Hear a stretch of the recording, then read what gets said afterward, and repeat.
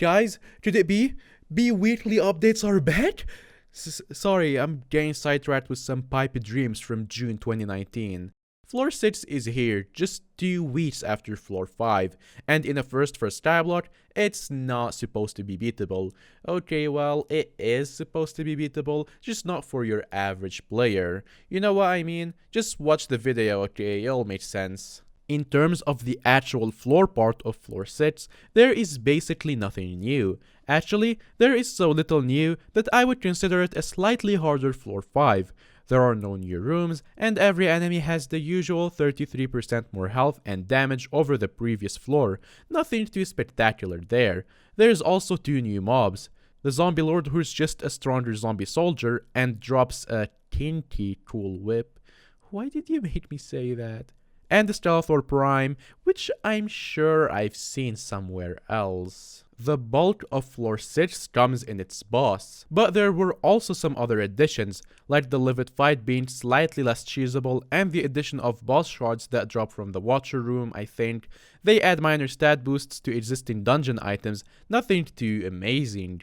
Finally, Necromancy. Yes, Necromancy. Necromancy has been added to Skyblock, and it's not just dungeon bosses that can do it. The first item with this ability is the Reaper Scythe, which has been buffed to include this ability, alongside a set of new Necromancy items that drop from the boss. I think they're designed for healers to use, but I'm going to have to wait and see what people use these for, and we'll probably have a full video about this mechanic if it's interesting enough. So yes, the boss. It's hard and you really aren't supposed to beat it just yet. The boss fight consists of 3 phases. The first phase involves Seidan and his Terracotta army. To pass this phase, you have to wait for Seidan's patience meter to run out. Killing the Terracotta army won't really help you, and you just have to survive because even I have a longer attention span than Seidan. Oh, look, a squirrel! You have to stay within melee pathfinding of the Terracotta, as if you leave their melee area, they will throw a flower at you, which will instantly kill you. And as flattering as that is, staying alive is arguably more important.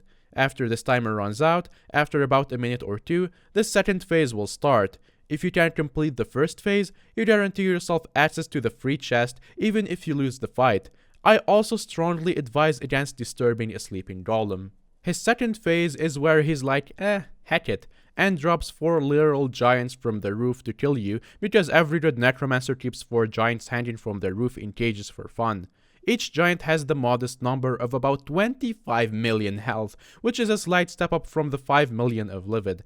And yes, they do deal massive damage. If you somehow successfully defeat these, you get guaranteed access to the gold chest even if you lose the fight, which in itself isn't much better, but hey. In his third phase, his patience has clearly been tested to the point where he and his 40 million health just decide to attack you directly like all good dungeon bosses, and once he's dead, you finally get access to every chest as normal.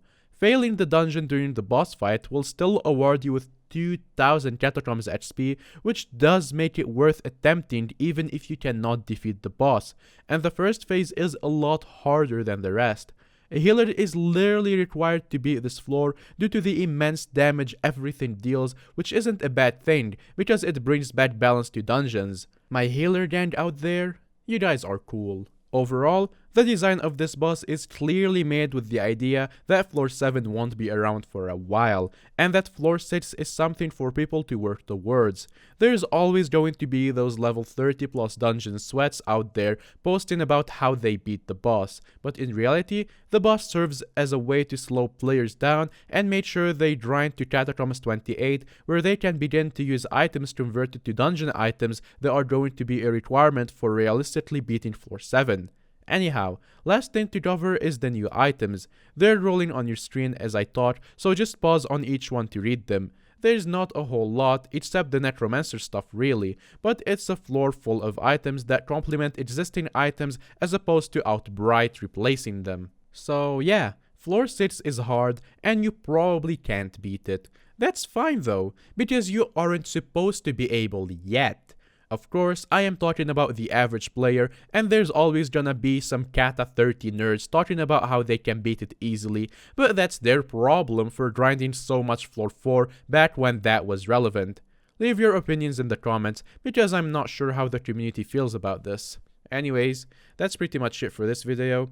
See ya, have a nice day, make sure to subscribe and yeah, bye.